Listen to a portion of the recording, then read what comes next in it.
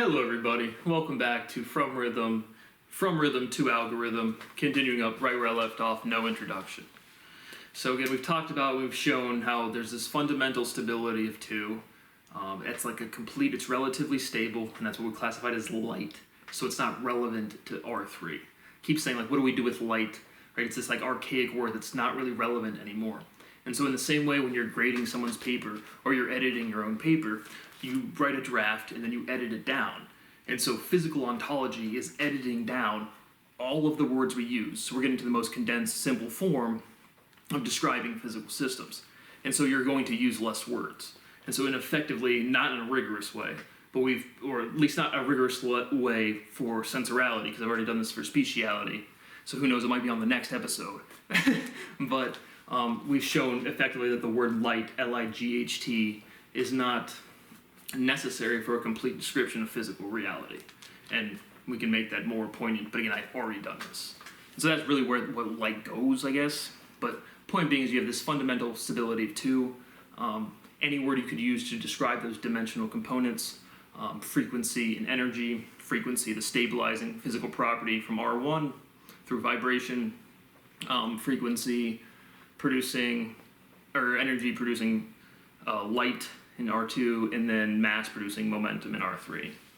And so, but point being is we have the stability of 2, and then we have some sort of connection. That's an elementality, two elements. Right? When I say we have 3 prime numbers, those are elements, those are slots. We talked about that last episode, not going to go over that again.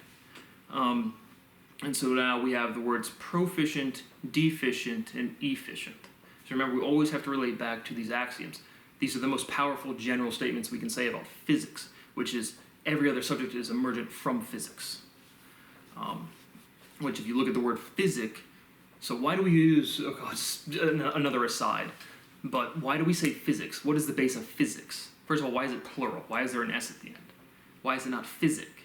Now, clearly, again, that's based on rhythm, like literally the P-H-Y-R-H-Y, physic, rhythm. Why is it plural? And then why is it maths? Right, so maths is wrong. Sorry, England. When Australia says sunnies, or when England says in it, those are good. But when you say maths, this is the one thing America's got right somehow, shockingly.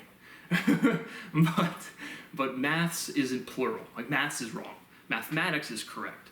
But when you take mathematics and chop it down to maths, that's incorrect. And so you have math, which originates from the Irish word that means good. Math is good. And so what was I saying? The stability of 2. No, I was going on this on a tangent of the not efficient. What was I saying?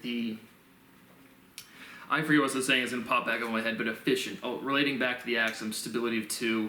And so we have the EFF, right? Proficient and deficient have 1 F, and efficient has 2. So efficient, what is efficiency, right? Proficient and deficient are clearly built on ficient. But efficient, that EF, comes from another word, and then it's built on ficient. Whereas in the pro and the deficient are like complete or something. Again, I kind of lost where I was going because I trailed off to the other thing, which I also forgot where I was going with that one. But inefficiency is deficient. And so we can go from 2 to 1 in a contracting or a limiting case. And again, not really, making poignant statements on the contraction side of the proof to the expansion side of the proof. I just pointed out when I notice it. But what is the relationship between tension and density? The more, I would say it's proportional. The more tense you are, the more dense something is. If you wind something up, that's the image I have. It becomes more dense. It literally becomes more mass concentrated in a given volume. So I'll tentatively, it'll be orange or green on the screen that tension is proportional to density. A logical kind of thing going on. In is to sign what in is to sin. And if you look at the screen, if you're not looking at the screen, this is typed out on there. But in is to sign S-I-N-E, what in is to sin S-I-N. And the second in is like a lodge. Hotel, an inn, I-N-N. And so, what does that mean? Right, well, in is to sign, meaning this chunk of word is related to this chunk of word, Clearly, in is the base of sine. What is in to sin? So this is when I'm talking about odd numbers versus even numbers in terms of like symmetry and logic pulling you one way or the other. Because right, in has the two ends, but in is to sin. And so, in is to sine, so you change that changes like the pronunciation, and then in is to sin, the two ends, but the odd number sin is sin, and sine is 3 letters versus 4 letters. 3 letters do not have, even numbers do not have well-defined center points, so they collapse. They're like completely symmetric in the same way our even-sided and polygons have no difference between vertices going through the center of the object. And so that logic directly applies to letters, and you can kind of see it there. And that's just the example that pops up. And these, I don't think of these examples purposely, they just naturally arise.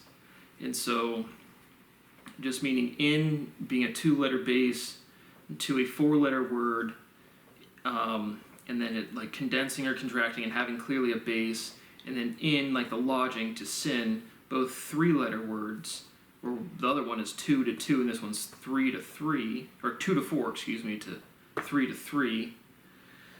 And so do odd letter words always have a base word then, or something? I don't know what to make of it, but it's there. But again, odd letter words always have that well-defined center point, and even numbers do not, so all even things cancel out. Arc versus arc. Does Noah's Ark, and if you're listening, I have that in air quotes, have mathematical foundations? Right, we went through the whole Bible story, but like the numbers, look at it. Because people always say, the Noah's Ark with 2. The animals came in pairs. Well, that's not even true. For clean animals, they came with 7 was the recommended amount to bring. The others were 2. So I'm very clear that the whole thing, not all of it, it's a collection of like amalgamated history with stories and real things, and real history or things that we would see as real history today mixed with storytelling and folklore. It's all amalgamated together. But I'm very certain that there's some sort of numeric awareness within that story, because again, before writing, you have to transmit meaning vocally. There's a lot more languages, like writing systems are new in the context of language itself. And so the word arc is a very fundamental ontological word. And so, arc, like a arc length, ARC, versus an arc, like a ship, ARK. And so there's very clearly something mathematically, historically going on there. If the data's not there to recreate the history, you can't really figure it out. But a parabola is an arc, and just more directly stated mathematical objects. Animation is graphic, right? Sensorality is animacy. There's clear use, natural use of inanimate in everyday conversation now. We're extending that out. Life is animate. Sensorality with a C is inanimate. Sensorality with an S is animate. And so we can say animation is graphic. And now, a lot of times, if you just hear the word graphic because we're brutal apes, we think of violence. You can also have like graphic t-shirts, just something that shows you animation. And so there's intimate relation and usage pairing of the word animate and graphic. But animation is sensorality, animacy is sensory. Just reducing these logical forms to word forms we use every day. Graphs are graphic, right? Another direct, clearly, graph is the base of graphic, but when you see a graph, you think of like a chart or data, and graphic, you don't really think of that. But it's directly related. It's the same word with ick at the end.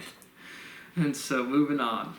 But now, again, remember, because again, the title of this lecture series is a form of a solution that we have to use. And so you guys didn't think about that, did you, little Johnny? But algorithmicality automates. Do you have an autonomic nervous system? Check. And so again, what I'm doing is bringing up this logic to all of these different things. You're not going to be able to rederive the sine function in any other way, linguistically, the whole word, and then show its direct mathematical and physical consistency. But sensorality automates. Now we're going from rhythm to algorithm, and from algorithm to sensorality. Remember, I'm playing 69th level chess. And you guys are you've destroyed my life. Like, I have fun with this, but I'm literally been deprived of my constitutional rights, and I've been tortured my entire life. It's just true.